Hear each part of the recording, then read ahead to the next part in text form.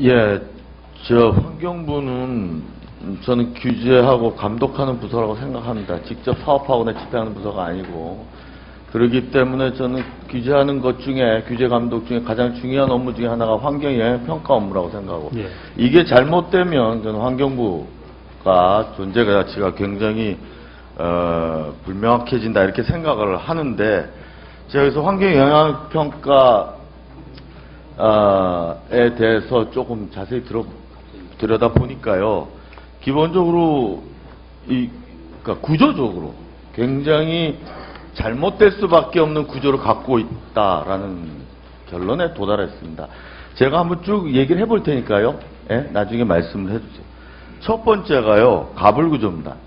이게 사업주가, 제가 몇 번 지적했지만 사업주가 직접 자기 돈을 내서 어느 업체를 지정해서 영향평가를 해달라 하는 가불구조는 원전 비리에서 나타났듯이 굉장히 부적절한 결과를 가져올 수 있습니다.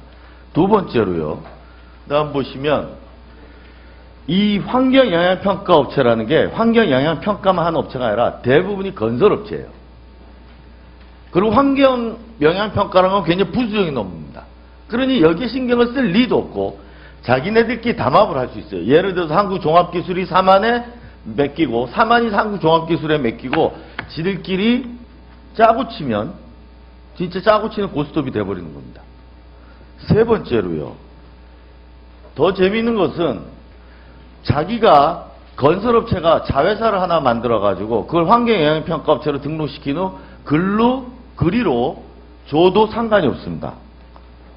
여기 보시면 한지중공업이 한국종합기술로 줬는데 그건 모기업 자회사이고요. 두산건설, 한맥기술은 자회사 손자회사입니다. 근데 수도권 제2순환고속도로를 두산건설이 설계하고 환경영향평가는 손자회사한테 줬고요. 이런 식으로 그 밑에 것도 마찬가지고 돼 있고, 네 번째로 환경영향평가를 제대로 하려면 현장에 가서 봐야 됩니다. 근데 현장 조사가 부실할 수밖에 없어요.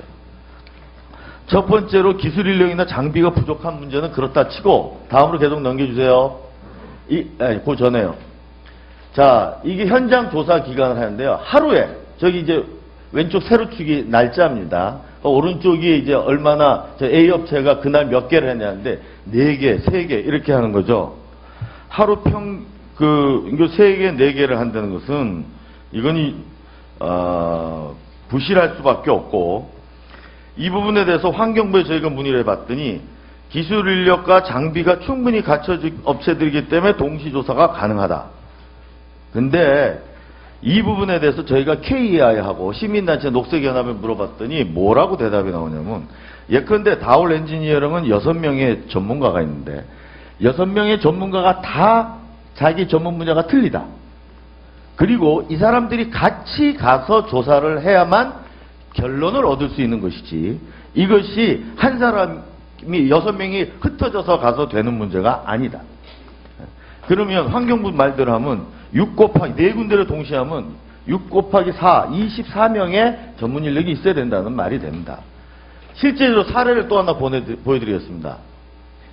이게 지금 잘 안 보이는데요. 강릉 컨츄리 클럽인 것 같은데, 조성사업 사전 환경성 검토서인데, 그 안에 보면 문화재관에서는 이게 어디요? 대구 달서군가? 달성군 거를 끼워놨어요. 그러니까 그 복사 앤 붙여넣기 하는 거죠. 이렇게 영향평가 보고서가 작성되고 있다는 사실을 정확하게 좀 아셔야 될 것 같고요. 또 하나 보여드리겠습니다. 가로림맛 조력발전소 건설 사업에 대해서인데, 환경영향평가에서는 잔전박이 물범 없다. 근데 그 지역에 환경운동연합의 김신환 고문은 눈으로 확인된 것만 7명인데, 그 동네 가면요, 저 바위 가면 항상 볼 수 있답니다. 이 환경영향평가서를 누가 작성했는지 아십니까? 환경영향평가업체 중에 매출의 1위인 한국종합기술이 한 거예요. 자, 그럼 마지막으로 검증할 수 있는 게 KEI입니다. 한국환경정책평가연구원이라는 데인데, 이게 예전에 환경부 산하에 있다 지금 그 국무총리실 산하로 가 있는.